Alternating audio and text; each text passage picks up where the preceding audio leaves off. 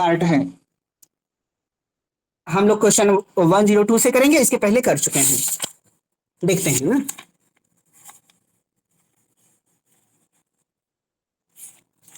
A philosopher famously raised a left hand and said, एक एक दार्शनिक प्रख्यात रूप से अपना बायां हाथ उठाया और कहा, क्या कहा? Here is my left hand, यह मेरा बायां हाथ है। And then raised his right hand and said, और उसके बाद अपना दायां हाथ उठाया और कहा, here is my right hand, यह मेरा दायां हाथ है। With these he subsequently claimed that these two so as the world that is out there actually exist. What is this view called? इसके साथ ही उन्होंने परिणाम स्वरूप दावा किया कि यह दोनों उस जगत को दर्शाते हैं जो वास्तव में अस्तित्ववान है। उनके विचारों को कहा जाता है। तो ऐसा कौन सा दार्शनिक था अपना दायां हाथ उठाया, बोला ये मेरा दायां हाथ है, बायां हाथ उठाया बायां हाथ है? ऐसी किसको जरूरत पड़ी थी? मूर था सर। हाँ, मूर थे। ये मूर थे। क्यों ऐसा कर रहे थे? क्योंकि वो किसको नकार रहे थे? आइडियलिज्म को ना। यस सर, हाँ, कॉमन सेंस प्रत्ययवाद को। हाँ, प्रत्ययवाद का खंडन करना चाह रहे थे और कॉमन सेंस को प्रूव करना चाह रहे थे। तो इसमें क्या आंसर हो जाएगा? Common sense view of the world, जगत का सहज बुद्धि ज्ञान दृष्टिकोण। तो ये फोर्थ आंसर हो जाएगा, है ना। ये बर्कले के जो ईज इष्ट परिस्थिति है, सत्ता दृश्यता है, इसका खंडन करते हैं, है ना। और सहज बुद्धिवाद का समर्थन करते हैं। कौन? मूर। अच्छा, एक प्रश्न ये आता है कि मूर ने किस तरह के प्रत्ययवाद का खंडन किया? तो एक ऑप्शन में होता है निरपेक्ष प्रत्ययवाद, और निरपेक्ष मतलब एब्सोल्यूट आइडियलिज्म, और सब्जेक्टिव आइडियलिज्म। क्या आंसर होगा? सर सब्जेक्टिव, बर्कले का तो सब्जेक्टिव आइडियलिज्म ही था। हाँ, बर्कले का सब्जेक्टिव आइडियलिज्म का तो उन्होंने ले लिया कि एक कड़ी अगर हम ले लें, अगर यहां से ये टूट जाती है मतलब इसको हम डिनाई कर सकते हैं, तो यानी पूरा का पूरा प्रत्ययवाद खत्म हो जाता है। निरपेक्ष प्रत्ययवाद का भी किया था, है ना। आप अगर बुक पढ़ें किसकी, अरे कौन सी बुक है, अभी बताते हैं, मिश्रा करके, ध्यान नहीं आ रहा। तो दोनों ये प्रश्न 2004, 5, 6 में ऐसे कहीं आया है। तो निरपेक्ष प्रत्ययवाद का भी और सब्जेक्टिव आइडियलिज्म का, मतलब सभी का। तो ये सर दोनों का इसमें है, निरपेक्ष भी ध्यान रखिएगा। हाँ, क्या क्या सर आशुतोष इसमें जी? एक मजेदार हाँ एग्जांपल ये था कि मूर तो अपना हाथ उठा के दिखाते हैं, ठीक है, हाँ लेकिन सैमुअल जॉनसन करके एक फिलोसोफर में है, हाँ। उन्होंने तो अपना पैर जोर से जमीन पे पटका और बोला कि ये देखिए ये आवाज क्यों आ रही है अगर जड़ तत्व नहीं है तो। बहुत जोर से हाँ, उन्होंने उनका जमीन नाम भी ध्यान रखिए। क्या क्या नाम बोले? सैमुअल जॉनसन, सैमुअल सैमुअल हाँ ठीक, जॉनसन, ठीक ठीक। तो ये है। अच्छा, एक प्रश्न और आता है कि नीला रंग और नीले रंग का ज्ञान एक है, ये किसका है? बसबंधु। हाँ, ये विज्ञानवादियों वसुबंधु। अगर अगर ऐसे ही कहते हैं कि नीला रंग और नीले रंग का ज्ञान एक नहीं है, बोथ आर डिफरेंट, तो ये वस्तुवादियों, एक तरह से मूर का हो जाएगा, ठीक है। तो ये ठीक। तो आगे बढ़े। अब देखिए नेक्स्ट क्या है। कौन सा नीति शास्त्रीय सिद्धांत इस विचार को अभिग्रहित करता है कि शुभ की संकल्पना सरल गैर प्राकृतिक गुणधर्म है?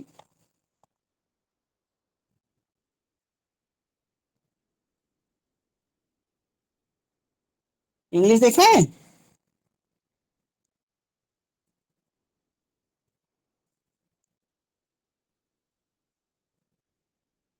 ये रहा इंग्लिश।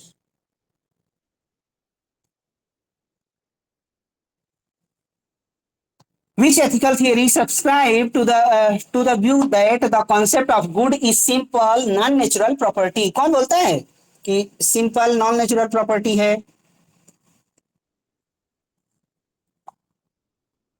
कोई बोलता है क्या?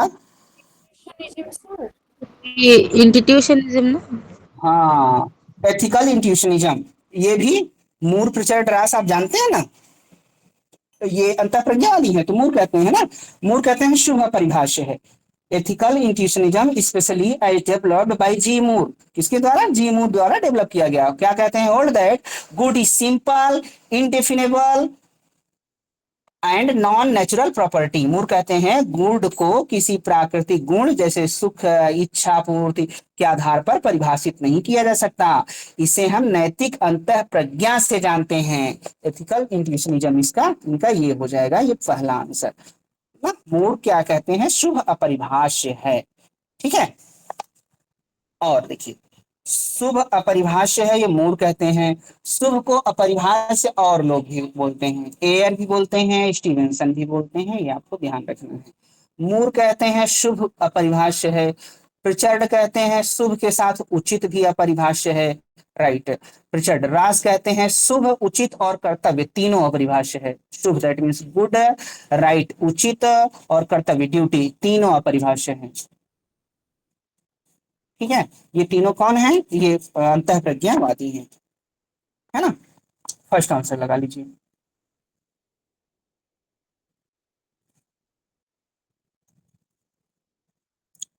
नेक्स्ट करते हैं, देखिए ये केसी भट्टाचार्य की निम्नलिखित कृतियों को उनके प्रकाशन के काल क्रमानुसार व्यवस्थित करें। कैसे करेंगे? देखिए इनकी प्रारंभिक जो पुस्तक है वो माइंड एंड मैटर है। ये पहली वाली पहला जानते रहिए तो कर लेंगे। तीसरा आंसर हो जाएगा माइंड एंड मैटर है। उसके बाद सम एस्पेक्ट ऑफ निगेशन है। फिर पहले नंबर पे ये, दूसरे नंबर पे ये, यही आंसर। फिर क्या है? ई संकर्ष डॉक्ट्रिन ऑफ माया, 3 पे रखिए। फिर subject as freedom, subject as freedom हमें लगता है 1930, वो 1930 के आसपास आया है। फिर कॉन्सेप्ट ऑफ फिलोसफी लास्ट में। ये अजीबोगरीब प्रश्न आया है ना। सर इंग्लिश कितना है इसका? इसका इंग्लिश, अच्छा आ,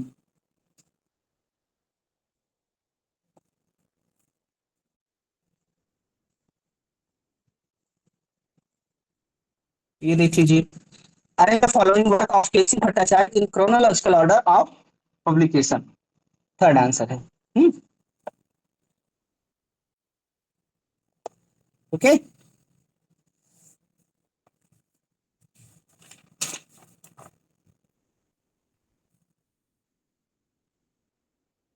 आइए। प्लेटो द्वारा निम्नलिखित अंतर संबंधित मतों की विस्तृत समीक्षा द्वारा थीटेटस में ज्ञान को परिभाषित किया गया है। ज्ञान प्रत्यक्ष है, मनुष्य समस्त चीजों का मापक है, प्रत्येक चीज परिवर्तनशील, परिवर्तन की अवस्था में है।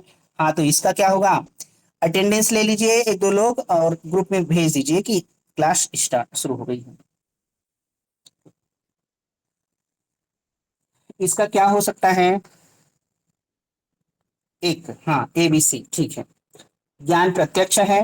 देखिए प्लेटो अपनी पुस्तक थीसिस में ज्ञान के नेगेटिव एस्पेक्ट की, निषेधात्मक पक्ष की बात करते हैं। ज्ञान क्या क्या नहीं है, ऐसी बात वो थीसिस में करते हैं। ठीक है, ज्ञान क्या है ये रिपब्लिक में बताते हैं, तो ज्ञान क्या नहीं है वो बताया गया है।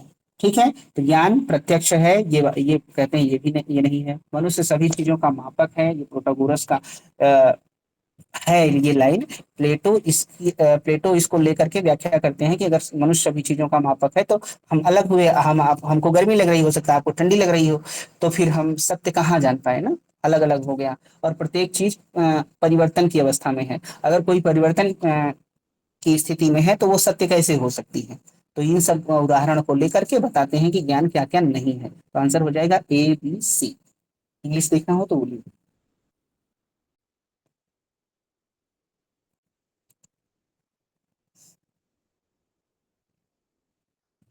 ओके, चलिए फिर नेक्स्ट। एक बार इंग्लिश दिखा दीजिए एक बार।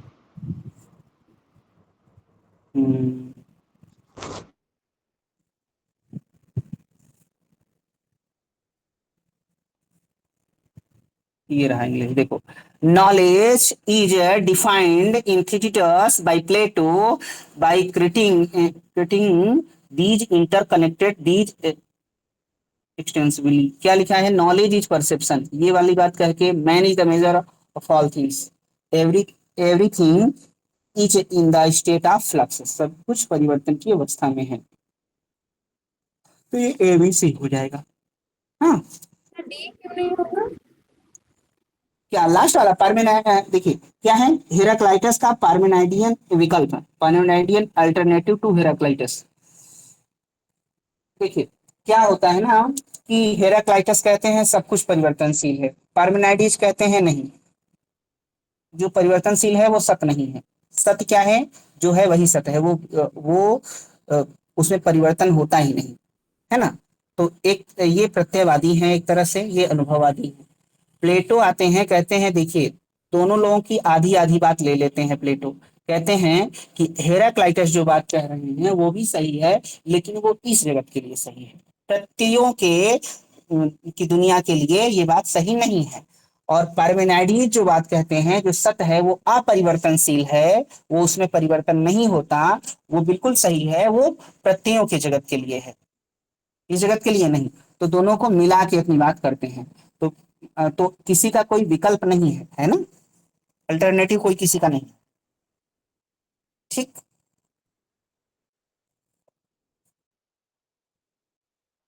आइए, कांट के अनुसार केवल उस युक्ति के अनुसार कर्म करें जब आप इच्छित करें कि वह युक्ति सार्वभौमिक नियम बनती है, ऐसा है।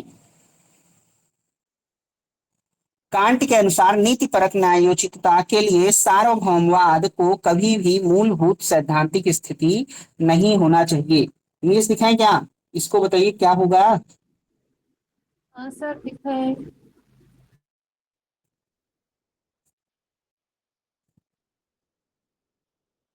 देखिए, according to Kant, act only according to that maxim whereby you can at the same time will that the maxim should become a universal law। कोई कार्य तब उचित होता है जब आप उसको यूनिवर्सल सार्वभौमिक होने में मदद करें। जैसे हमें चोरी नहीं करनी चाहिए ना, तो ये बात सत्य है। अगर हमें चोरी करनी चाहिए इसको मान लें, तो हम, या हमें झूठ बोलना चाहिए तो हम भी झूठ बोलने लगेंगे, यानी उसको सार्वभौमिक करेंगे तो प्रॉब्लम आ जाएगी। तो इसलिए ये बिल्कुल सही है। क्या सही है कि सार्वभौम कोई काम अगर आप कर रहे हैं तो आप देखिए, कसौटी पर कसिए, किसकी कसौटी पर, यूनिवर्सलाइजेशन की कसौटी पर। इसको यूनिवर्सल बनाया जा सकता है क्या, ऐसा अगर सभी करने लगे तो ठीक है क्या, अगर ऐसा है तब तो ठीक है, तो वही यूनिवर्सल ला पे किया जा सकता है। तो ये पहला सही है। दूसरा वाला गलत है। क्यों गलत है, देखिए, universalization should never be the fundamental doctrine position for ethical justification according to Kant. Never भी लिखा है ना, कह रहा है कि सार्वभौमवाद को कभी भी मूलभूत सैद्धांतिक स्थिति नहीं होना चाहिए। होना चाहिए सार्वभौमवाद ही तो के बेसिस पे हम जान पाएंगे कि कोई एथिक्स मतलब ठीक है या नहीं, उचित है या नहीं, एथिकल है या नहीं। तो इसलिए पहला सही है, दूसरा गलत है। हाँ, आर रॉन्ग है, थर्ड आंसर करेक्ट होगा। ठीक,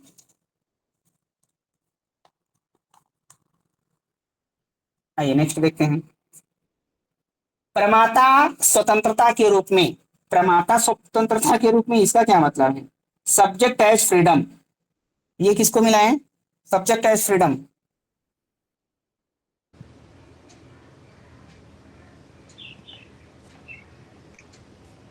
केसी भट्टाचार्य को।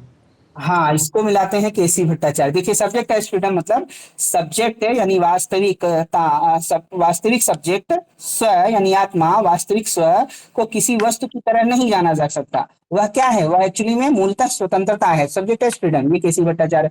आत्म सम्मान के रूप में खुदी, देखिए खुदी मतलब आत्मा, खुदा मतलब ईश्वर। एक होता है ईगो, एक होता है सुप्रीम ईगो। ईगो मतलब आत्मा, सुप्रीम ईगो मतलब खुदा, है ना। तो ये क्या हो जाएगा, ये मोहम्मद इकबाल, है ना, मोहम्मद इकबाल। आत्म मतलब आपके हमारे अंदर जो भी संभावनाएं हैं उसको हम बाहर लाएं, आत्मसम्मान के रूप में खुदी। तो कहते भी हैं किसका है, खुदी को कर बुलंद इतना कि खुदा हर तकदीर से पहले खुदा बंदे से पूछे बता तेरी रजा क्या है ना, इन्हीं का है ना। तो ये इकबाल का हो जाएगा। चुनाव रहित अभिज्ञान, इसको बोलते हैं चॉइसलेस अवेयरनेस, चॉइसलेस अवेयरनेस, तो ये जे कृष्णमूर्ति हो जाएंगे। और महिमा धर्म संत कवि भीमा भोई। चॉइसलेस अवेयरनेस आप जान गए कृष्णमूर्ति। आपको बताएं अनकंडीशनल अवेयरनेस भी आया हुआ है प्रश्न यहाँ नेट में, वो कृष्णमूर्ति, अकॉर्डिंग टू कृष्णमूर्ति पूछा गया है कि सत्य क्या है, सत्य ज्ञान क्या है। तो अनकंडीशनल अवेयरनेस अप्रतिबंधित जागरूकता है, वहां अनकंडीशनल अवेयरनेस था, यहाँ चॉइसलेस अवेयरनेस है। तो अवेयरनेस आए तो आप ध्यान रखिए ना। कब आया था बता दें क्या? अगर आप देखें जून 2012 का paper, second paper, question number 24, unconditional awareness. एक बार और आया है, कई बार आया है, तो हम कुछ बार बता दे रहे हैं। जून 2013 का पेपर, पेपर थर्ड और क्वेश्चन नंबर 42 देखेंगे ना, तो अनकंडीशनल अवेयरनेस मिल जाएगा, अप्रतिबंधित चेतना। ठीक है। और संत कवि भीमा भोई तो आप जानते हैं, ये निराकार ईश्वर को मानते हैं, एक ईश्वरवादी हैं, उड़ीसा से संबंधित हैं। कौन सा आंसर हो जाएगा?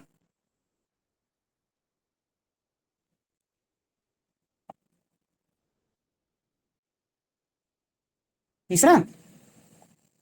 ठीक, थर्ड। चलिए आगे देखें। According to Tagore, religion consists in man's capacity of self-transcendence. Tagore के अनुसार धर्म व्यक्ति की आत्म उत्कर्ष की क्षमता में संरचित होता है।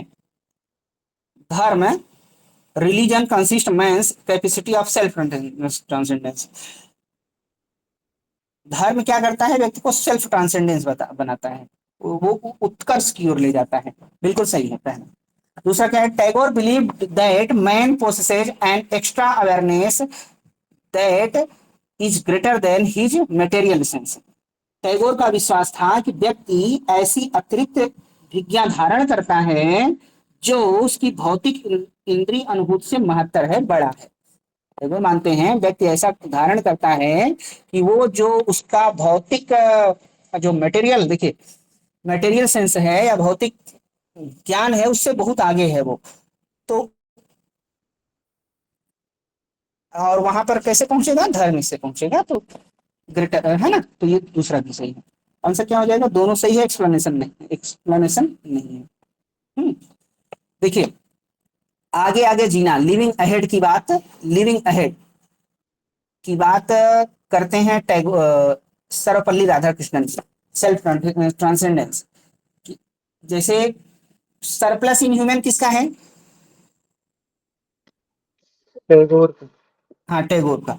तो वही सरप्लस इन ह्यूमन की मनुष्य में बहुत सारी ऐसी संभावनाएं हैं, क्षमताएं हैं, जो आज वो है वो कल को बहुत आगे जा सकता है ना, बहुत उन्नति कर सकता है। तो वही कैपेसिटी है। ठीक है, दोनों सही है, एक्सप्लेनेशन है सर ये एक्सप्लेनेशन है कि नहीं है? ना? सॉरी, एक्सप्लेनेशन नहीं है। दोनों देखिए अलग अलग बातें हैं ना। पहले में क्या बोल रहा है? पहले में बोल रहा है कि धर्म व्यक्ति की आत्म उत्कर्ष की क्षमता है, और दूसरा में क्या बोल रहा है कि उसके अंदर ऐसी कैपेसिटी है, ऐसी विज्ञा धारण करता है जो भौतिक इंद्रियों से ज्यादा है, बड़ा है। तो दोनों तो सही है।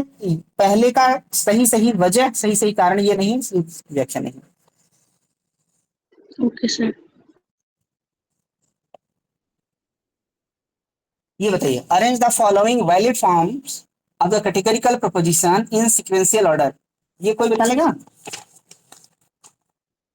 पहले कौन रहेगा?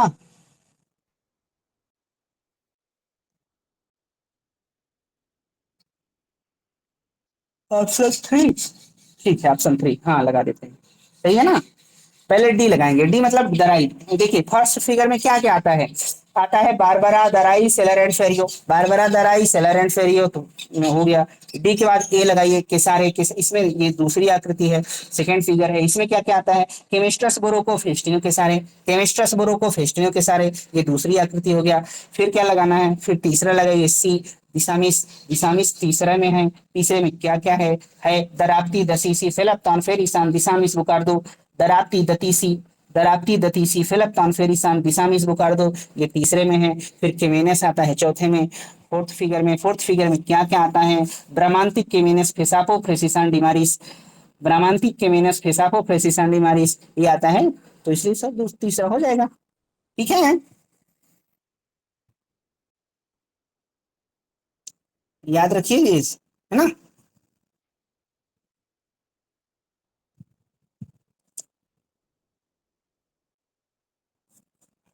निम्नलिखित मार्क्सवादी श्रेणियों को ऐतिहासिक प्रगति के क्रम में व्यवस्थित करें। तो देखिए पहले क्या होगा? आदिम कम्यून। पहले व्यक्ति जब आज मतलब अपने मूल अवस्था में था शुरुआत में, तो वो एक्चुअली में साम्यवाद में था। वहां पे कोई किसी चीज को लेकर बहुत लड़ाई नहीं थी, तो वो आदिम व्यवस्था में था। फिर उसके बाद आता है सामंतवाद। सामंतवाद में संघर्ष हुआ, क्लास स्ट्रगल हुआ, किसके किसके बीच? सामंत और कृषक, सामंत और कृषक, हाँ किसानों के बीच में अधिकार है। फिर तीसरा में आता है समाजवाद। समाजवाद में क्या हुआ? रुकिए इंग्लिश दिखाते हैं ना, फिर बताते हैं। सामंतवाद के बाद सर पूंजीवाद आएगा ना शायद। हाँ हाँ हाँ बोलिए।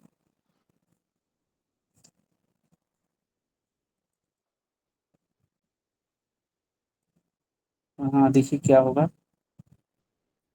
ये आ गया प्रिमिटिव कम्यून। पहला प्रिमिटिव कम्यून था, बी हो गया। फिर फ्यूडलिज्म ना, ये फिर ई हो जाएगा फ्यूडलिज्म, सामंतवाद। फिर उसके बाद क्या? सी आएगा, हाँ कैपिटलिज्म। कैपिटलिज्म मतलब पूंजीवाद। पूंजीवाद में किसके बीच स्ट्रगल होता है? ये होता है एक पूंजीपति, सर्वहारा और बुर्जुआ के मध्य, पूंजीपति और मजदूर, कैपिटलिज्म। कैपिटलिज्म के बाद आएगा क्या? फिर हाँ फिर सोशलिज्म आएगा, समाजवाद। तब समाजवाद में सर्वहारा वर्ग की तानाशाही आएगी, मतलब पूंजीपति को खत्म हो जाएंगे।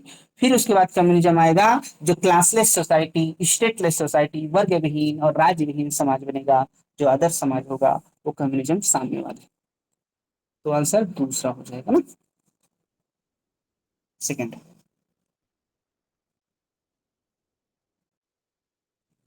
राज्य नहीं रहेगा तब, ठीक है।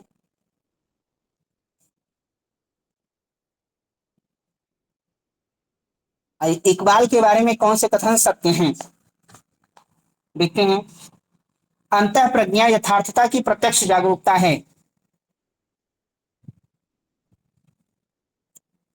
इंग्लिश करते हैं।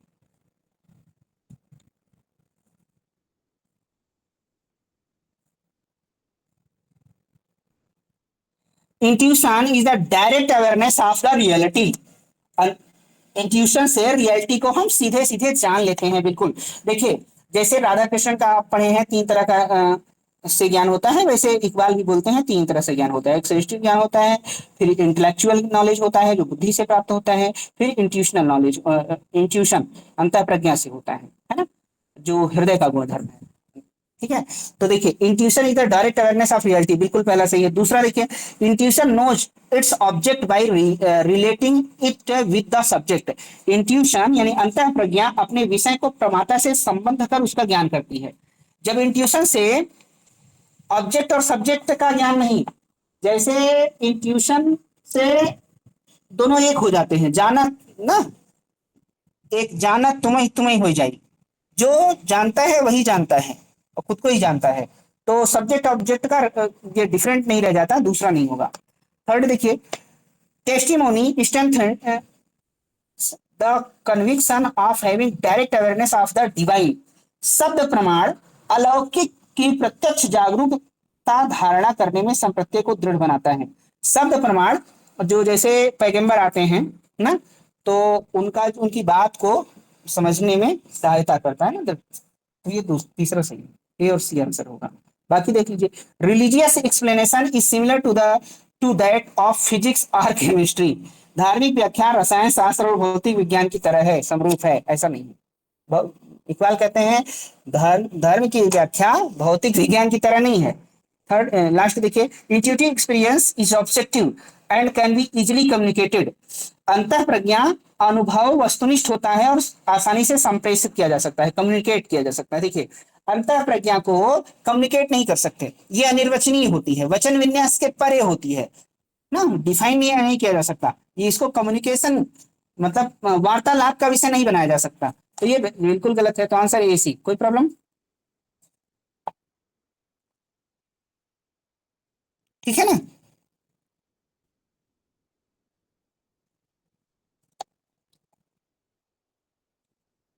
आइए हिंदी में देख लीजिए, ये रहा आंसर। इस प्रश्न को देख करके आपको कुछ याद आ रहा है, कभी आया है क्या?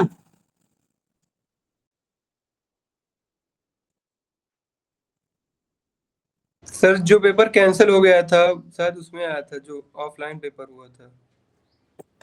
नहीं नहीं, उसमें तो इससे संबंधित कुछ था, सेम ही था, सेम ही। अगर प्रश्न अगर देखना चाहें तो अगस्त 2016 पेपर थर्ड क्वेश्चन नंबर 16 देखिएगा, सेम ही प्रश्न है ना।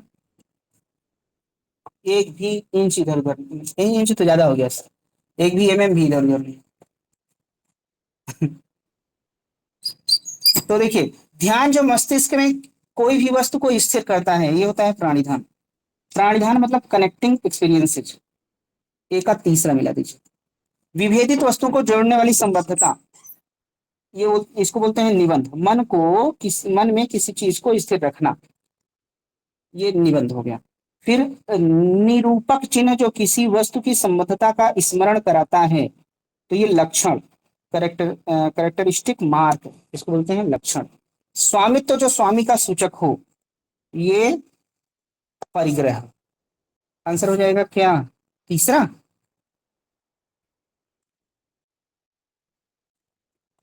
ठीक है।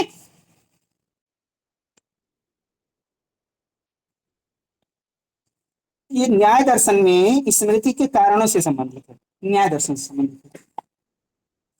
चलिए, इंग्लिश देखना हो तो बोलिए। ये रही आईडी, नहीं तो आगे बढ़े।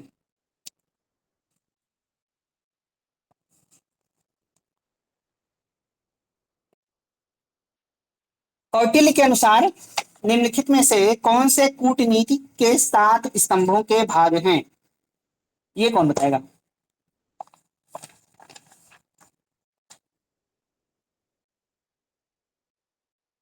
देखिए, 7 प्रकृतियां इसको बोलते हैं कौटिल्य ना। ये वो होता है स्वामी, अमात्य, यही सीक्वेंस भी है जो हम लिख रहे हैं।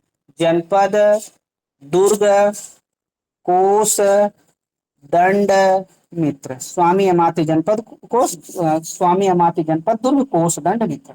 तो ये है सीक्वेंस है। कभी ऊपर से पूछा गया है, कई बार नीचे से पूछा गया है, तो आपको याद रखना है ना।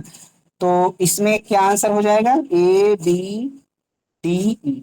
हाँ, इसका तीसरा आंसर हो जाएगा। शत्रु नहीं है, सी हटाइए, सी यहाँ भी है, यहाँ भी है ना, सी नहीं होगा, बाकी ए बी टी ई हो जाएगा। स्वामी मतलब क्या? स्वामी मतलब राज्य का सिर, हेड। अमात्य मतलब राज्य की आंखें, आंखें, आईज। जनपद मतलब भूमि या प्रजा, इसको बोलते हैं राज्य, ये जंघा, राज्य की जंघा। दुर्ग, दुर्ग मतलब बाहें, राज्य की बाहें। और कोष, कोष मतलब राज्य का मुख। और दंड मतलब क्या? दंड मतलब मस्तिष्क, इसको सेना भी बोलते हैं। मस्तिष्क अच्छे से लिखते हैं क्या? इसको सेना भी बोलते हैं। और मित्र मतलब कान। ठीक है, हो जाएगा।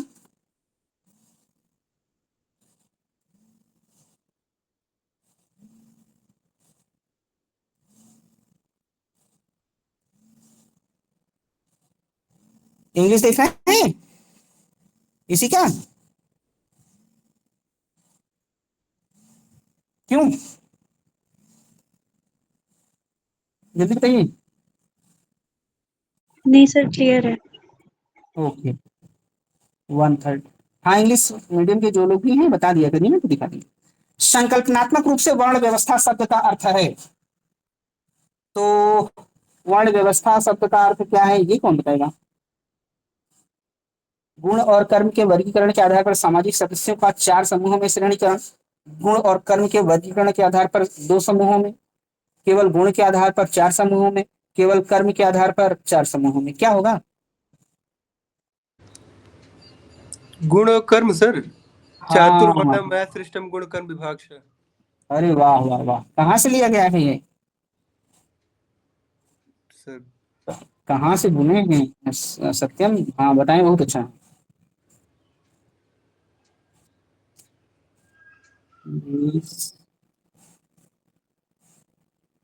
सर गीता से लिया गया है क्या? हाँ बिल्कुल सही, सत्यम एकदम सही बताए हैं। गीता के चौथे अध्याय का 13वां श्लोक, चातुर्वर्णी मया सृष्टम गुण कर्म विभागशः, बिल्कुल सही, बहुत अच्छा। तो ये पहला हो जाएगा ना, क्या हो जाएगा? 4 तरह के वर्ण हैं, ब्राह्मण क्षत्रिय वैश्य शूद्र, और किसके आधार पर डिवीजन किया गया है? गुण और कर्म के आधार पर किया गया है। एक बार ये प्रश्न आया हुआ है नेट में कि किसके आधार पर वर्ण विभाजन किया गया है, तो गुण और कर्म दोनों के आधार पर किया गया है, केवल गुण या केवल कर्म नहीं। ठीक है, 17 स्तंभ गुण हो गए। आगे बढ़ते हैं। Ethics without ontology, ethics without ontology, ये पुस्तक किसकी है? H Putnam. ये आया है क्या? है एच पटनान।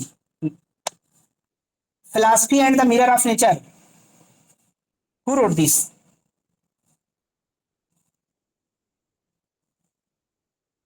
हम्म, नियन है Richard Rorty. Sir Rorty Rorty. हाँ, रॉटी की कोई एक दो किताब और बताइए कोई। Mind self and society, mind self and society, ये हो जाएगा जीएच मीड। और the meaning of truth, the meaning of truth, ये हो गया विलियम जेम्स। देखिए ये पूछा गया है इसलिए पूछ रहे हैं। Philosophy and the mirror of nature कई बार बताए हैं, रिचर्ड रॉटी। लिंग्विस्टिक टर्न भी इनका है, linguistic turn, edifying philosophy. Linguistic turn हमें लगता है 12-13 में कहीं आया है, और 24 में जो पेपर कैंसिल हुआ था उसमें एक मिलाने को आया था। एडिफाइंग फिलॉसफी किसका है? रिचर्ड रॉटी की।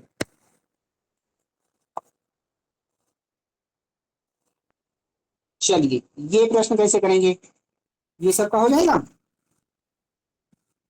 False cause, false, fallacy of accident, fallacy of, नहीं, fallacy of accent, fallacy of accident, fallacy of amphiboly, एम्फीबोली।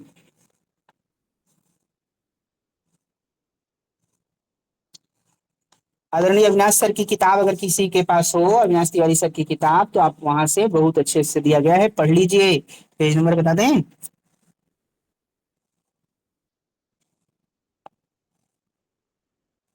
Page number 43-44। अब देखिए पढ़ते हैं। A false in which generalization is mistakenly applied to a particular case to which the generalization does not apply। कह रहा है ऐसा तर्क दो जिसमें सामान्यीकरण गलती से किसी विशेष मामले में प्रयुक्त किया जाता है जिसमें सामान्यीकरण अनुप्रयुक्त नहीं होता। ओहो, तो इसका क्या हो जाएगा? एक को किससे मिलाएं? Sir accident, fallacy of accident. हाँ, फैल्सी ऑफ एक्सीडेंट, इसको बोलते हैं उपलक्षण दोष। इसका एग्जांपल कोई देंगे क्या? कोई उपलक्षण का अगर दे सकें तो दे दीजिए, नहीं तो नहीं तो हमको बताइए तो हम बताएं, नहीं तो फिर आगे बढ़े।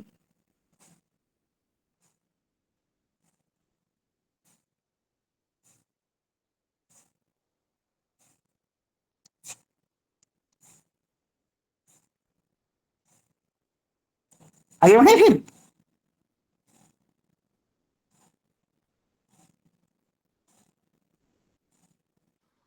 सर आप बता दीजिए।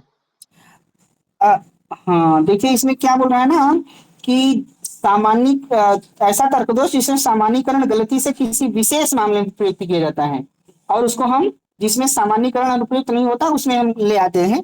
तो जैसे हम कहते हैं पानी एक द्रव पदार्थ है। पानी क्या है? लिक्विड है। पानी क्या है? लिक्विड है, ठीक है। फिर बर्फ भी पानी है, इसलिए कहते हैं बर्फ भी लिक्विड है, बर्फ द्रव है। तो इसमें क्या क्या हुआ? इसमें सोपाधि दोष हो गया ना, उपलक्षण का दोष हो गया। जैसे हम कहते हैं स्नान करना स्वास्थ्य के लिए लाभदायक है, और फिर कहते हैं इन्फ्लुएंजा का रोगी यदि स्नान करता है तो स्वस्थ हो जाएगा। स्नान करना, नहाना स्वास्थ्य के लिए लाभदायक है। फिर ना, फिर कहते हैं कि कोई रोगी है, अल्जाइमर का या किसी का भी, तो स्वस्थ नहा लेगा तो सही हो जाएगा। तो ये किसी की बात को कहीं पे उठा के चिपका दे रहे हैं, तो क्या उपलक्षण दोष हो जाएगा। कुछ बात क्लियर हुई क्या। अब देखिए दूसरा क्या है, अफेल्सिया ऑफ एम्बिग्यूटी, अनेकार्थकता तर्क दोष that occur when an argument contains premise the relies on one possible emphasis of certain words, but the conclusion relies on different emphasis that gives those same word of a different meaning. अनेकार्थकता तर्कदोष तब घटित होता है जब किसी तर्क में ऐसा आधार वाक्य अंतर्विष्ट होता है जो कतिपय शब्दों के एकल संभव बल पर आश्रित है, किंतु निष्कर्ष अलग बल पर आश्रित है, जो इन समान शब्दों को विभिन्न अर्थ प्रदान करते हैं। इसका क्या आंसर होगा, इसको किससे मिलाएं, बी को। इसका पहला आंसर है बी को, सेकंड से मिला दें, फेल्सिया फेसेंट, पदाघात दोष, पदाघात दोष है ना, जैसे कहते हैं रोको, मत जाने दो, फिर दूसरे में बोल रहे हैं कि पदाघात, रोको मत, यहाँ का मत, जाने दो।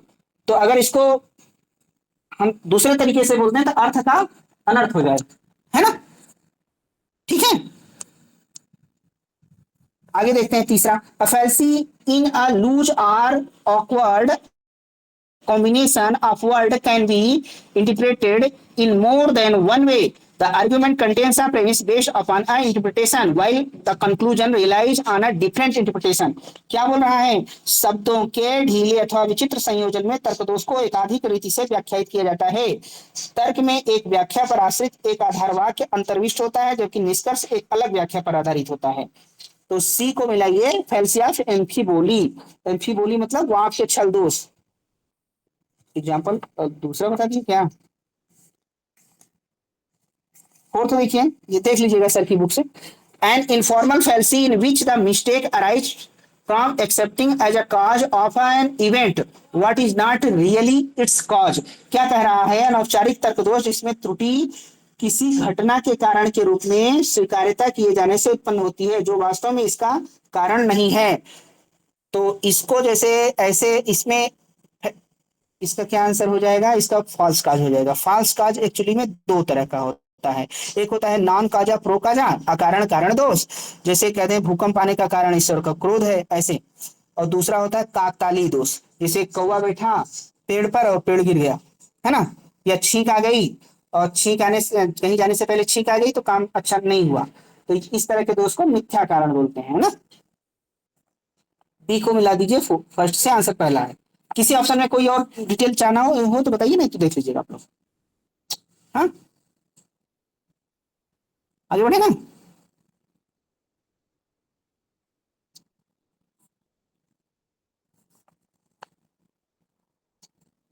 ये देखिए, कांट की ज्ञान मीमांसा के अनुसार निम्नलिखित में से कौन सा कथन सत्य है।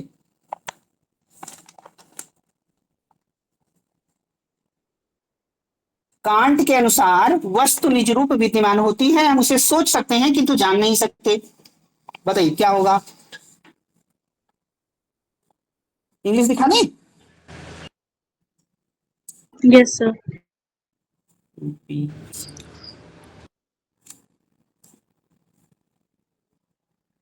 देखिए, according to Kant thing in themselves exist,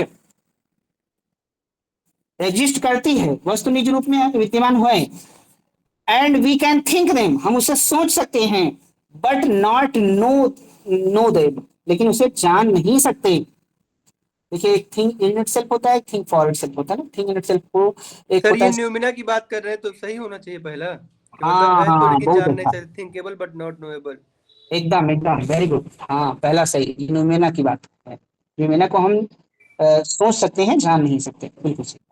दूसरा देखिए, according to Kant thing in themselves exist, Kant के अनुसार वस्तु निज रूप अस्तित्व में है। And we can neither think nor think them nor know them, तो यहाँ कह रहा है तो जो न्यूमेना है उसको ना तो सोच सकते हैं ना तो जान सकते हैं। दूसरा तो गलत हो जाएगा ना, क्योंकि पहले से समझ आ गया, उसको सोच सकते हैं बट जान नहीं सकते, ठीक है। सेकंड तो गलत हो गया।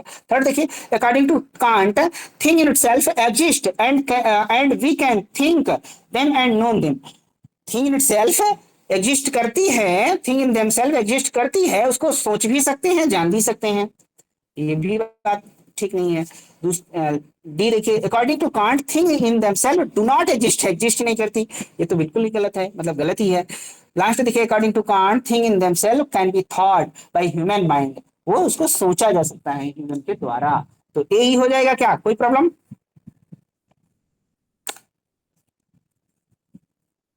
सिंपल है ना, ठीक, ए ही हो जाएगा। आइए, त्रिवर्ग में कौन सा है? त्रिवर्ग में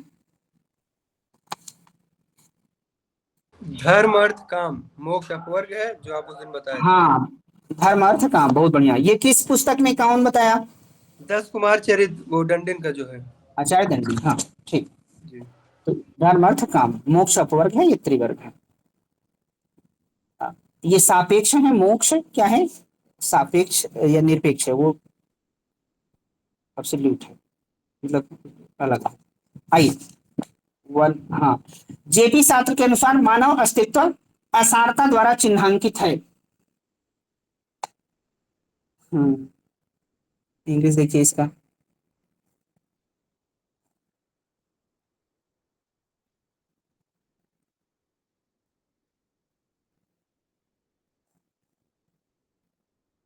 According to JP Satra, human existence is marked by nothingness. दूसरा क्या है? Consciousness that differentiates human being from the rest of the universe is not fixed and cannot be exhausted through definition, description. बोल रहे हैं कि मानव, हिंदी में करिए, मानव को शेष जगत से विभेदित करने वाली चेतना नियत नहीं है तथा परिभाषा द्वारा विशेष निशेष नहीं की जा सकती है। दोनों सही है, एक्सप्लेनेशन है इसका।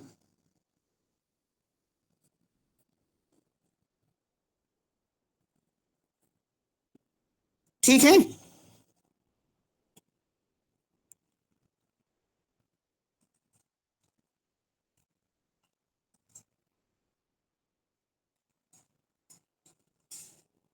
चलिए फिर आगे बढ़ते हैं ना।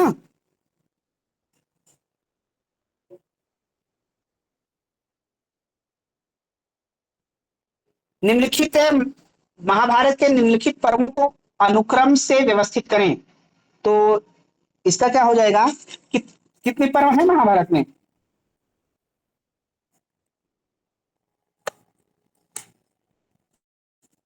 ध्यान है क्या किसी को? 18। हाँ, सबका नाम लिख लिया जाए क्या, या छोड़ दें ऐसे ही? हो जाएगा, सब निकाल लेंगे अपना। हाँ, 18 पर्व हैं पहले, वही तो सही। एक बार हम ऐसे ही बोल देते हैं, जनते मतलब कर लीजिएगा।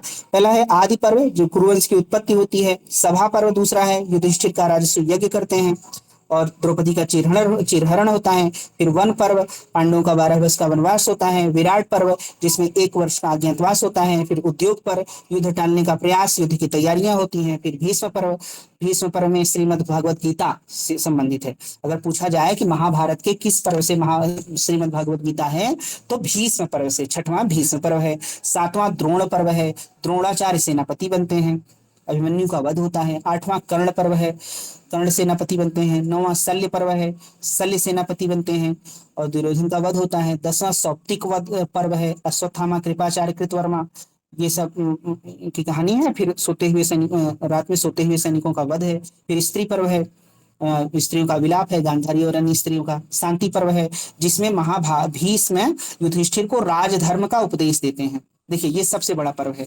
शांति पर्व सबसे बड़ा पर्व है। और सोशल पॉलिटिकल जो आता है आपको पढ़ने के लिए, वो शांति पर्व से ही आता है। क्यों? क्योंकि भीष्म युधिष्ठिर को राजधर्म और सारी चीजें का उपदेश देते हैं। सबसे बड़ा पर्व लिख लीजिए, ये सबसे बड़ा पर्व है। फिर उसके बाद अनुशासन पर्व है, भीष्म द्वारा दान धर्म और सदाचार का उपदेश देते हैं और देह त्याग करते हैं। फिर है अश्वमेधिक पर्व है। फिर आश्रम वार्षिक पर्व है, धृतराष्ट्र और गांधारी कुंती का वानप्रस्थ है। फिर मौसल पर्व है, सातवां महाप्रस्थानिक पर्व है, और आठवां स्वर्गारोहण पर्व है। तो फिलहाल आंसर तो ये वाला है। चलिए आगे देखते हैं। हीगल असर्ट्स, हीगल का कथन है क्या है? Real is rational and rational is real, यही है ना पहला। सत्य यथार्थ तर्कसंगत है और तर्कसंगत यथार्थ है। बहुत फेमस स्टेटमेंट है। जो कुछ भी है एग्जिस्ट करता है वो बौद्धिक है, और जो कुछ भी बौद्धिक है वो अस्तित्व है उसका, वो रियल है, वास्तविक है। पहला हो जाएगा। सा, सामाजिक अनुबंध सिद्धांत में विश्वास करने वाले निम्नलिखित दार्शनिकों का कालानुक्रम बताना है। कोशिश करेंगे। पहले कौन आया?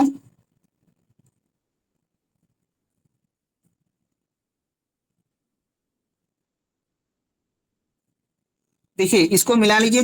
अब पहला आंसर दिया है। हाँ, पहले का मतलब पहले रूसो हो गए, फिर हॉब्स हो गए, फिर कांट हो गए, फिर रॉल्स हो गए, लास्ट में स्केन लोन हो गए। इसका पहला आंसर है। ठीक है।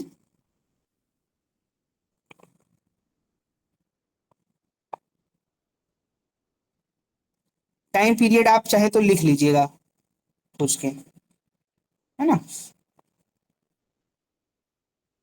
कायिक अखंडता धारण का अधिकार निम्नलिखित में से किससे संबंधित है? कायिक अखंडता। सर वो इससे पहले वाला एक बार क्वेश्चन दिखाए ना। हाँ ये रहा, ये वाला। सर इंग्लिश में। अच्छा okay.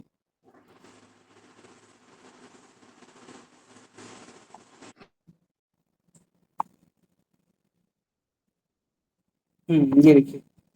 Arrange the following philosopher chronologically who believed the or subscribed to the social contract theory. तो सर इसमें 4 क्यों नहीं होगा आंसर? मतलब अगर हम लोग सोशल कॉन्ट्रैक्ट थ्योरी पढ़ते हैं तो हम लोग देखते हैं कि सोशल कॉन्ट्रैक्ट थ्योरी तो होप्स स्टार्ट करते हैं ना, तो उसके अकॉर्डिंग तो होप्स होना चाहिए, मतलब तो आंसर 4 होना चाहिए ना, मतलब मेरे अकॉर्डिंग ऐसा मुझे लगता है, क्योंकि सोशल कॉन्ट्रैक्ट थ्योरी तो होप्स से स्टार्ट करते हैं। नहीं, कौन कब आया ना, इसमें बताना है। देखिए जैसे पहले क्या है, रूसो है ना। पहले हाँ इसका सर। आंसर में क्या है, रूसो है। रूसो कब आता है, मतलब रूसो का टाइम पीरियड क्या है? हमें आप देख लीजिएगा, हमें लगता है 1772 के आसपास है। 1712 है, 1712 है ना। फिर सी बताया है हॉब्स। तो हॉब्स का जो टाइम पीरियड है वो, हॉब्स का तो और पहले का है क्या? ये गलत है, आंसर इसका गलत है। ये गलत है। जी सर, ये रूसो के पहले तो हॉब से ही शुरू होता है ना। हाँ और हाँ बोंदा एक्चुअली बोंदा से शुरू होता है, बोडिन से। हम्म। और फिर बोंदा के बाद एक दो और आते हैं, और फिर तो वो सोवरेन का कॉन्सेप्ट देते हैं। और पहला कॉन्सेप्ट जो ये स्टेट ऑफ नेचर अगर ये सारी चीजों का देते हैं, हॉब्स ही देते हैं। और फिर इनके बाद रूसो आते हैं। तो एज में भी और फिलोसफी में भी हर चीज में हॉब्स रूसो से आगे हैं। हाँ हो सकता है ये गलत हो, छोड़ दीजिए इसको ना। हम्म, ओके सर। चलिए नेक्स्ट देखते हैं। वहाँ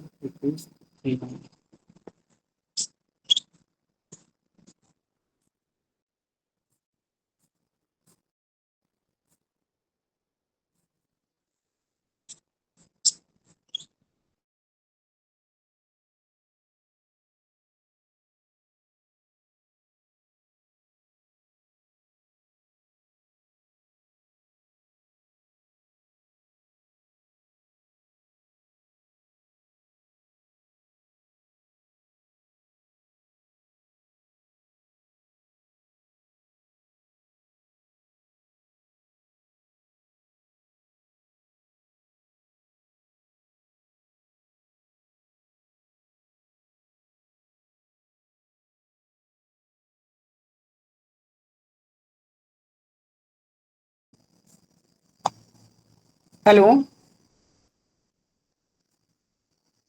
वॉइस जा रही ना? हाँ जी सर। ठीक ठीक।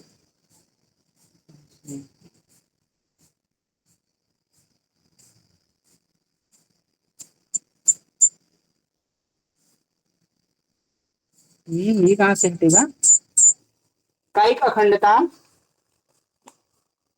Bodily integrity, right to have का अधिकार, मतलब हमें अपनी शरीर सुरक्षित रखने का अधिकार किसमें? एबॉर्शन एंड सरोगेसी, इसका पहला हो जाएगा, है ना? गर्भपात और सरोगेसी। ठीक।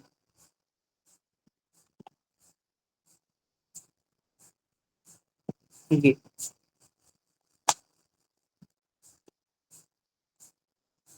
आइए ये मिला लेते हैं। नैतिकता के प्रस्थापक के रूप में ईश्वर, पोस्टुलेट ऑफ मोरालिटी में कांट 3 बातें बताते हैं ना। नैतिकता की पूर्व मान्यताएं में क्या क्या बताते हैं? हाँ, ये कांट हो जाएगा। ये आपको याद हो तो बताइए। प्राकृतिक तर्क दोष, ये जी मूर। और निष्पक्षता के रूप में न्याय, रॉल्स नीति शास्त्री विधि, ये सिजविक। आंसर हो गया क्या? दूसरा। इंग्लिश भी देख लीजिए। दिखाते हैं 20 में।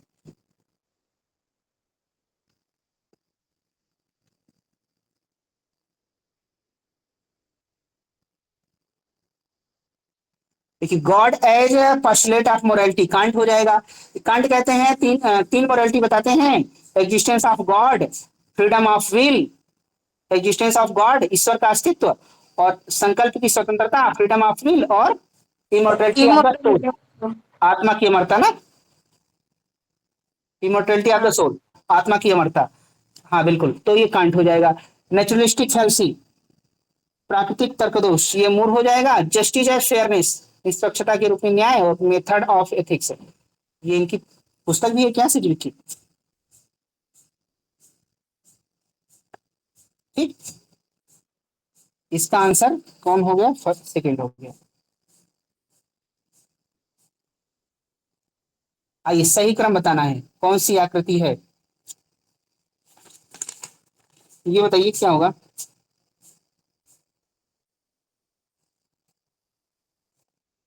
हम्म पहले में पहली आकृति ये हो गई, दूसरी आकृति ये हो गई, तीसरी आकृति ये हो गई, और चौथी आकृति ये हो गई, यही ना? इसलिए चौथा।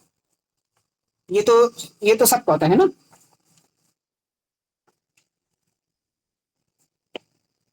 आइए नेक्स्ट। सांख्य में बंधन में 3 प्रकार के दुख होते हैं, आध्यात्मिक, आधि भौतिक, आधि दैविक। ठीक है, सही बात है। यस। हाँ, ये सांख्य कारिका की पहली कारिका में है, और ये आया हुआ भी है, दुख त्रय विधाता संविधाता। तो पहला तो सही है। पुरुष स्वतंत्र और शुद्ध चेतना है, ये भी सही है, और एक्सप्लेनेशन नहीं होना चाहिए, तो इसलिए सेकंड होगा आंसर। इंग्लिश दिखा दें?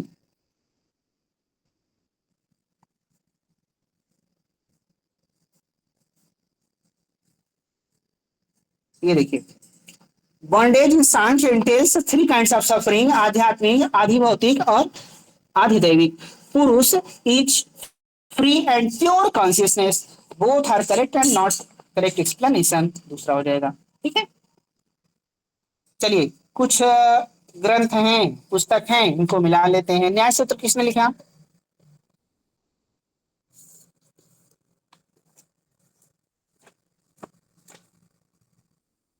हाँ, न्याय सूत्र नहीं पता है? गौतम। हाँ हाँ, गौतम। मूल माध्यमिक कारिका, ये नागार्जुन, ब्रह्मसूत्र, बादरायण, और वेदांत डिंडीवा आदि शंकर। ठीक है, देखिए न्याय सूत्र गौतम लिखे हैं, उसपे भाष्य लिखे हैं वात्स्यायन, जिसका नाम है न्याय भाष्य। फिर उस पर फिर से लिखे हैं उसी किताब पर टीका, न्याय वार्तिक लिखे हैं। कौन? उद्योतकर, न्याय वार्तिक। फिर भी लोगों को कम समझ आई तो उसको फिर से लिखे वाचस्पति, न्याय वार्तिक तात्पर्य टीका। फिर उसी किताब पर लिखा गया न्याय उदयन ने, न्याय वार्तिक तात्पर्य परिशुद्धि, है ना? इतना सीक्वेंस है। और आगे टीका मत लिखिए, याद नहीं रहेगा। आप आगे नहीं बता रहे हैं, मतलब इतना सीक्वेंस बताना था हमें। कि सीक्वेंस याद रखिए, पहले गौतम है, फिर वात्स्यायन है, फिर उद्योतकर हैं, फिर क्या है, फिर वाचस्पति मिश्र हैं, सर्वतंत्र स्वतंत्र कहा गया है, एक वैशेषिक को छोड़ के सभी पर किताबें लिखे हैं, फिर उदयन है। कितने लोग बताए, 1 2 3 4 5, हाँ ये याद रखिए, ध्यान रखिए ना, कई बार पूछता है कौन न्याय नव्य न्याय के हैं, कौन ओल्ड न्याय के हैं। तो आंसर क्या हो गया, फोर्थ। सर पहले आपने क्या लिखे? पहले गौतम, फिर वात्स्यायन, फिर उद्योतकर के नीचे। आधा अधूरा क्यों लिखते?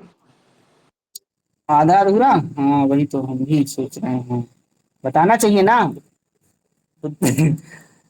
बुद्धिमान को इशारा काफी होता है, इसीलिए आधा अधूरा लिख देते हैं, ठीक है। हाँ सर, हम भी आपकी वॉइस सुन के ही लिखते हैं, आपका हैंडराइटिंग नहीं देखते ना हिंदी में, हमको समझ में नहीं आता इसीलिए। वो इंग्लिश में लिख दें, उद्योतकर। हाँ जयंत भट्ट भी हैं, जयंत भट्ट भी पुराने वाले हैं, मतलब ओल्ड नहीं। ये लिखी है पूरा, गदाधर भट्टाचार्य तक, यहाँ तक लिखी है क्या किरत, वह लिखवाए थे, आया है हाँ फिर। हाँ हाँ दो सर, बार हो गया। 2 बार लिखवा चुके हैं आप। हाँ 2 बार लिखवाए हैं, तो एक बार याद कर लीजिए ना। 2 बार में याद कर लीजिए।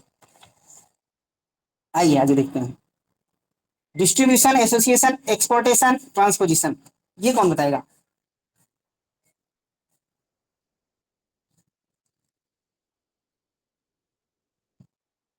देखिए, एक का मिलाइए थर्ड, ये एक्सपोर्टेशन हो गया, ये 19 रूल में है।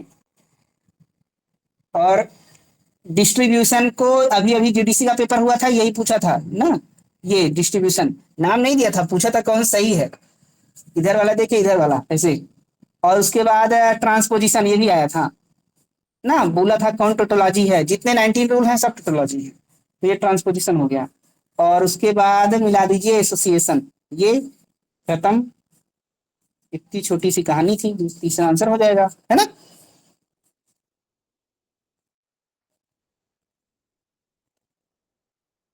आगे बढ़े। यस। हम्म, ये देखिए क्या है इसका, उपयोगितावादी परिणामवाद के अनुसार किसी भी नैतिक निर्णय प्रक्रिया के लिए मूलभूत प्रतिमान उपयोगिता का सिद्धांत होना चाहिए। फिर क्या है, उपयोगितावादी न्यायोचितता इस पर दृष्टिपात नहीं करती है कि कोई कर्म अथवा अकर्म कर्महीनता किस प्रकार सामाजिक सुख को प्रभावित करता है। इंग्लिश दिखाएं क्या,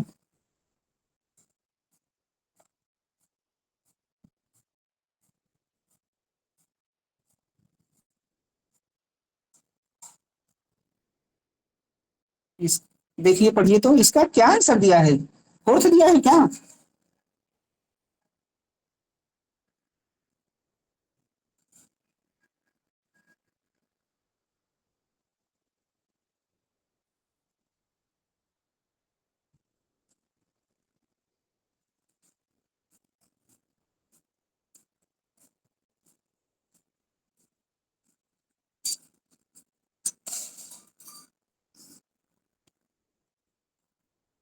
इसका फोर्थ आंसर दिया है, चौथा वाला सही है। हाँ, और इसको समझा दीजिए ना। और ये गलत तो नहीं दिया है, आशुतोष जी इस पे क्या देख किए थे। सर इस पे तो बहुत विवाद है। हाँ विवाद है सर इस पे। क्या ही बताएं, हाँ। उपयोगितावादी परिणामवाद के अनुसार किसी भी नैतिक निर्णय प्रक्रिया के लिए मूलभूत प्रतिमान उपयोगिता का सिद्धांत होना चाहिए, तो ये तो बिल्कुल सही है पहला वाला। इंग्लिश में भी जरा देखिए, the principle of utility should be the fundamental force for any ethical decision making process according the utilitarianism consequentialism, तो पहला तो सही होना चाहिए ना। हाँ सर, फिर गलत क्यों? हम्म, पेपर बनाने वाले और सब करने वाले क्या करके आए थे। या फिर हम ही लोग गलत हैं? इसका आंसर चौथा दिया है। सर हमें लगता है ये इसीलिए गलत है क्योंकि कॉन्सिक्वेंशलिज्म का मतलब होता है कि कॉन्सिक्वेंस सही होना चाहिए, पर यहाँ पे ये कह रहा है कि the principle of utility should B fundamental force for any ethical decision. यहाँ पे डिसीजन हमारा अच्छा होना चाहिए, जबकि कॉन्सिक्वेंशलिज्म का मतलब होता है कि कॉन्सिक्वेंस अच्छा होना चाहिए। मतलब अगर हम चोरी करके किसी में बांट दे रहे हैं तो कॉन्सिक्वेंस उसका अच्छा हुआ तो वो अच्छा है, बट अगर हम चोरी कर रहे हैं और ये प्रोसेस या ये डिसीजन गलत है तो ये तो कॉन्सिक्वेंशलिज्म नहीं बोलता है ना सर। हम्म। शालिनी की बात से और कितने लोग सहमत हैं? अच्छा, दूसरा वाला पे क्या कहोगी? आर पे ये ये देखो। Utilitarian justification do not take as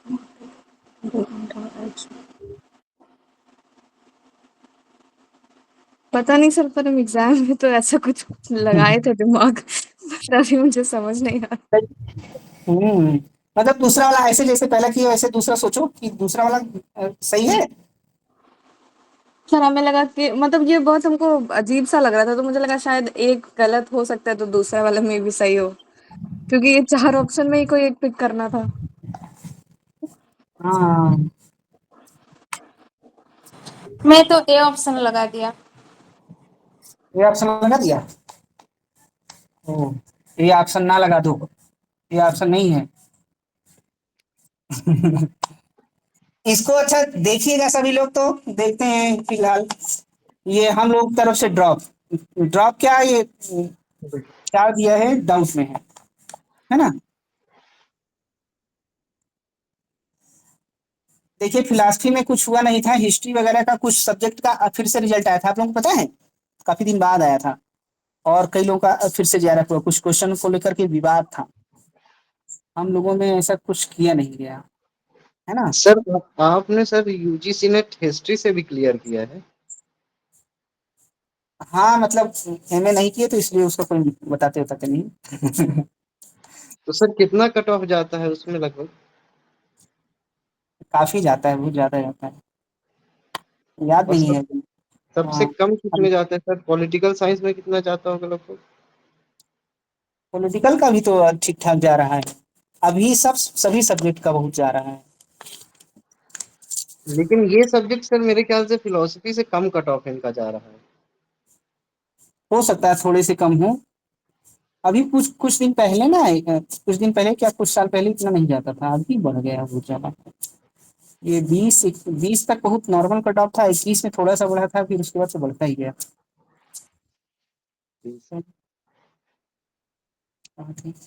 हम्म।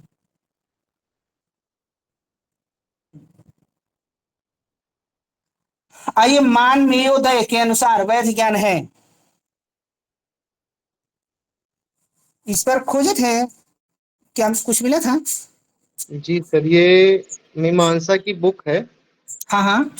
और ये भट्ट मीमांसक हैं।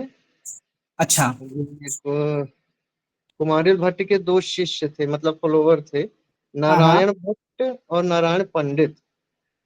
हाँ इन्होंने मिलकर ये बुक लिखी थी। तो फर्स्ट हाफ जिसको मान कहा गया है वो हाँ। नारायण भट्ट ने लिखी थी, हाँ ठीक। और सेकंड सेकंड हाफ जो थे वो मान देवा या नारायण पंडित जिनको कहा जाता है, उन्होंने सेकंड हाफ जिसको मियाँ नाम दिया गया है। हाँ। और मान में जो बात की गई है वो मीन्स ऑफ वैलिड नॉलेज की बात की गई है, हम्म। और मियाँ में बात की गई है ऑब्जेक्ट ऑफ नॉलेज की। वाह, बहुत बढ़िया। तो इसका पहला आंसर हो जाएगा फिर। जी सर। हाँ ठीक, देखिए आशुतोष जी बहुत अच्छा पूछ के आए, और लोग भी ये काम कर सकते हैं ना, किया करिए। हाँ, बहुत अच्छे। इंग्लिश देखना है क्या, या बढ़े आगे?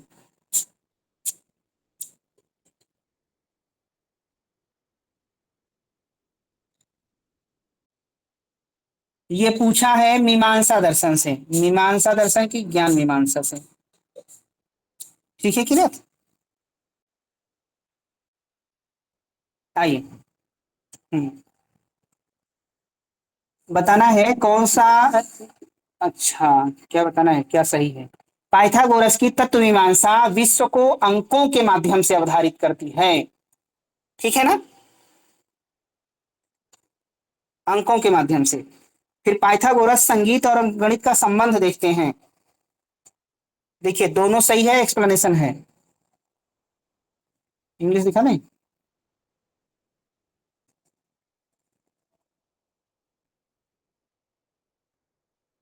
Pythagoras metaphysics conceived the world through number ना।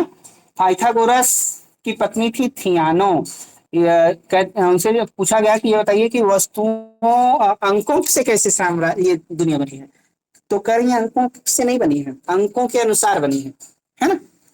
और ये कितने को, 4 को और 9 को न्याय का प्रतीक मानते हैं पाइथागोरस, 4 और 9 को। तो पहला क्या है, पहला है कि पाइथागोरस की तत्वमीमांसा में विश्व को अंकों के माध्यम से दिखाया गया है, तो बिल्कुल सही है। और फिर क्या है कि पाइथागोरस संगीत और अंकगणित का संबंध देखते हैं, दो ये भी सही है। और अलग अलग है तो एक्सप्लेनेशन नहीं है, दूसरा हो जाएगा, है ना। सर इसमें WT स्टेस में एक बड़ी अच्छी बात लिखी हुई है हाँ कि ये एग्जाम देने से पहले मेरे को ये मालूम नहीं था कि ऐसा कुछ म्यूजिक के बारे में बात करते हैं, फिर वहां पढ़ा। एक बड़ी चीज, बड़ी अच्छी बात वो कहते हैं कि उस टाइम पर जब पाइथागोरस ने बोला ना कि ये दुनिया जो है वो म्यूजिकल हार्मनी के जैसे है, तो उस टाइम पे लोग कनेक्ट नहीं कर पा रहे थे कि वर्ड और म्यूजिक का क्या रिलेशन। हाँ तब वो तत्व मीमांसा के रूप में चीजों को सोच ही नहीं पा रहे थे।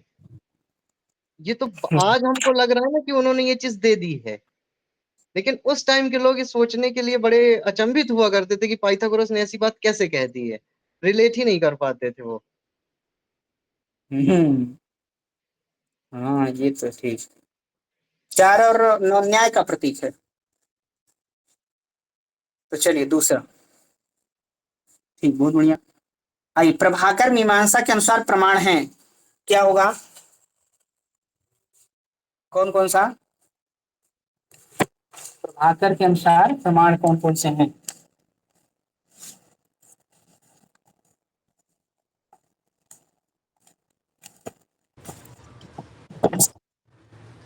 इसका क्या आंसर हो जाएगा, पहला। 5 5 मानते 5 प्रभाकर को ना। हाँ 5 मानते हैं, प्रभाकर ही एक ऐसे हैं क्या 5 मानते हैं, और कोई नहीं है ना।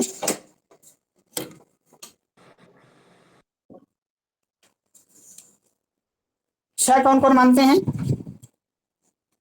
ये इसका आंसर तो फर्स्ट हो जाएगा।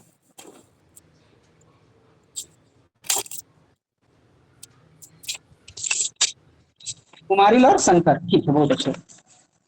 कुमारिल और शंकर 6 मानते हैं, बाकी सब तो आपको पता है ना। 0 कौन मानता है, कि एक भी नहीं है। जयराशि भट्ट सर। हाँ जयराशि भट्ट, और बहुत अच्छा। और तो सर नहीं पता है। अर्जुन।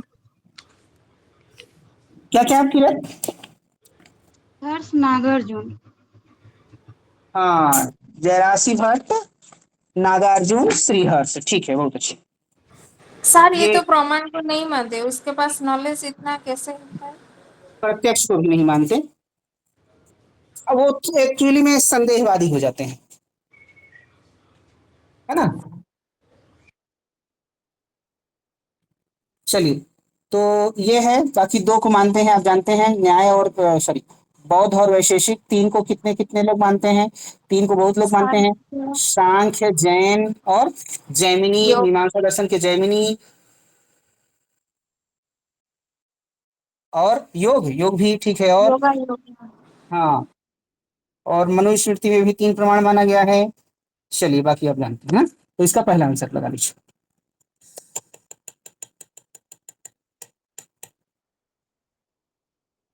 आगे बढ़िए।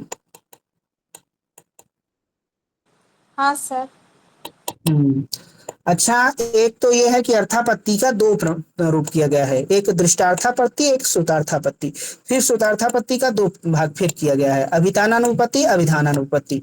तो ये पूछा गया है, एक बार राजस्थान में आया था, which form of arthapatti is used to explain the contrary or contradictory statement. विरोधी या व्याघाती वाक्य की व्याख्या हेतु किस अर्थापत्ति का सहारा लिया जाता है, ऐसा पूछा गया था। तो उसका आंसर था अभिहितानानुपपत्ति।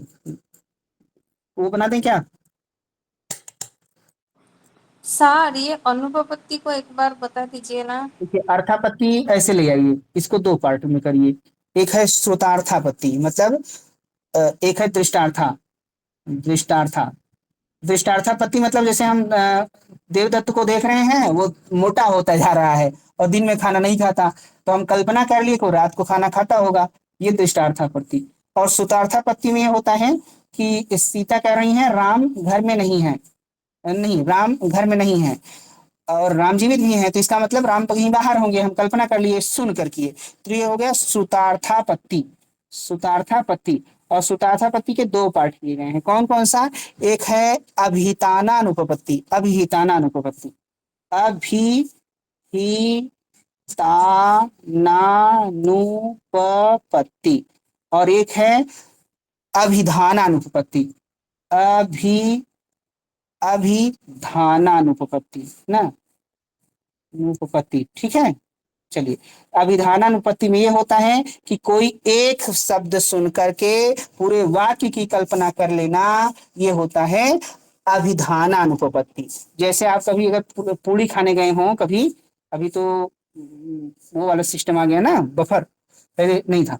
जब 5 पंक्ति में बैठा के खिलाते थे तो एक बच्चा लाता था पूड़ी पूड़ी पूड़ी, ये नहीं कहता था पूड़ी ले लो पूड़ी ले लो, पूड़ी पूड़ी कहने से पूरे वाक्य का पता चल जाता था कि पूड़ी वाला आया है, पूड़ी की जरूरत हो तो ले लो ना।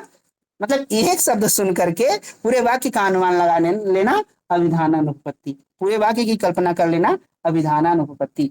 सब लोग बैठे हैं कमरे में, पूछे बम, कोई बोले सांप, तो सांप है तो बता नहीं रहे हैं, सांप का मतलब भागो जल्दी यहां से ना, पूरे वाक्य की कल्पना कर लेना अभिधानानुपपत्ति। समझ गए? और जब विरोधी या व्याघाती वाक्य की व्याख्या है तो जिस अर्थापत्ति का सहारा लेना पड़े वो होता है अभिधानानुपपत्ति। अभिहितानानुपपत्ति ये पहला वाला। कुछ क्लियर हुआ क्या?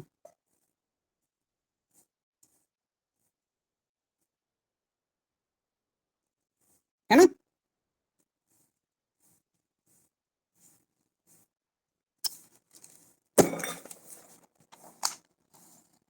तो आज इतना, अभी इतना ही करें क्या?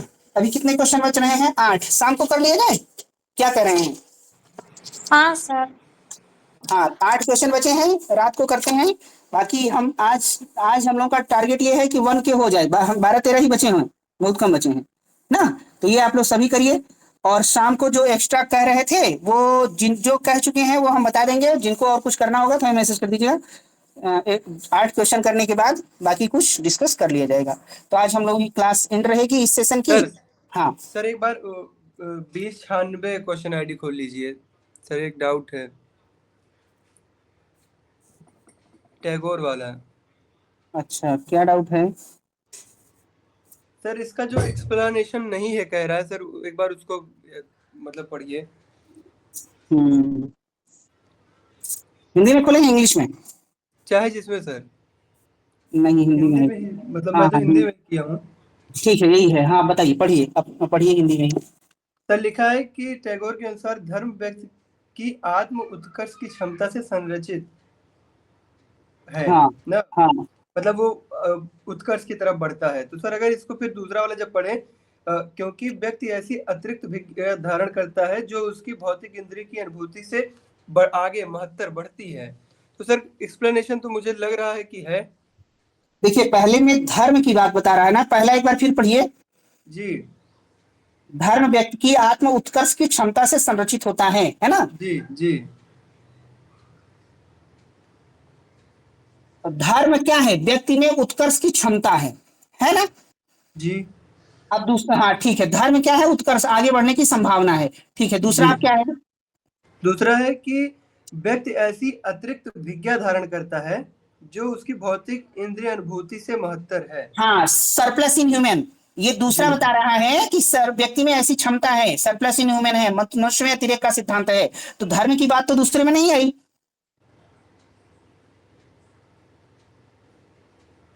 जी सर, धर्म की बात तो नहीं है।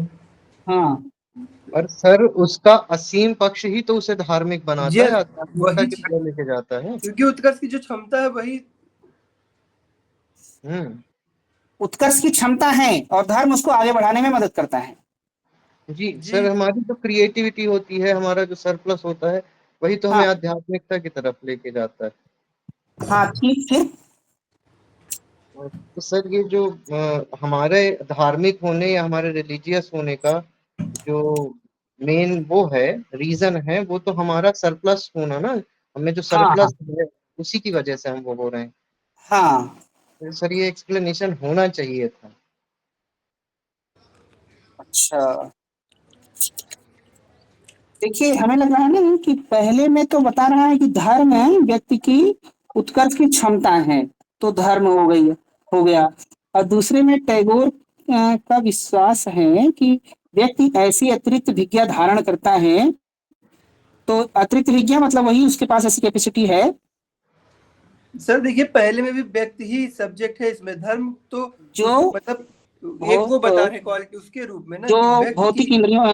व्यक्ति की हाँ क्षमता, व्यक्ति की उत्कर्ष की क्षमता बता रहे हैं धर्म को ना। तो उसमें भी व्यक्ति की ही बात कर रहे हैं, इसमें भी व्यक्ति को ही केंद्र में रख के बात कर रहे हैं। हाँ, लेकिन दूसरा जैसे पहला हो गया धर्म की बात, एक सीधे सीधे मतलब धर्म क्या है वो बता रहा है, और दूसरे में तो मनुष्य की क्षमता बता रहा है। हो सकता है क्या? सर सेल्फ ट्रांसेंडेंट वो कब होता है? सेल्फ मतलब वो, ट्रांसेंडेंस है जब वो फाइनाइट से इनफाइनाइट की तरफ जाता है, जी सर, वो और ये भौतिकता से आध्यात्मिकता की तरफ जाता है। हाँ, और असीम उसमें से ऐसा असीम। क्या है जो उसको ससीम से असीम की तरफ लेके जाती है? उसकी अपनी जी, कैपेसिटी है, सेल्फ प्लस इनह्यूमन है। सर यही तो लिखा यही तो हुआ है। कह रहा है सर ना। और सर चलिए नहीं भी है तो इतना माइनर मिस्टेक, इतना माइनर वेरिएशन कैसे देख पाएगा बच्चा? हम्म,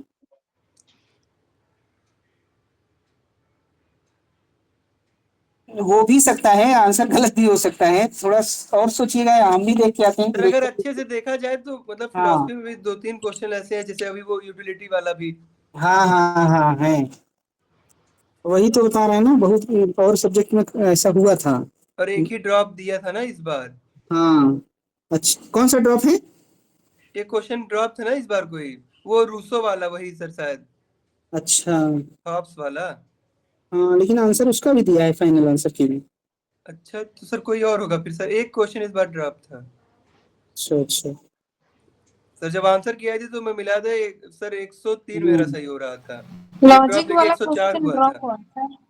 तो सर हम्म 2-3 क्वेश्चन ऐसे ही फंस जाते हैं तो कल्याण हो सकता था, अब क्या बताया जाए। गड़बड़ तो करते हैं, सही बात, और हर बार करते हैं। तो कट ऑफ रुक ही नहीं रही है सर, हर बार भागती जा रही है। हम्म। हाँ, ये चिंता का विषय है वास्तव में। हम्म, क्या गड़बड़ हो रहा है, तो गलत आंसर दे देते हैं, फिर इतना सही क्वेश्चन सर कई चला जाता चीजें है। हैं सर इसके पीछे, मतलब यहाँ पे सर कुछ लोग एक हम्म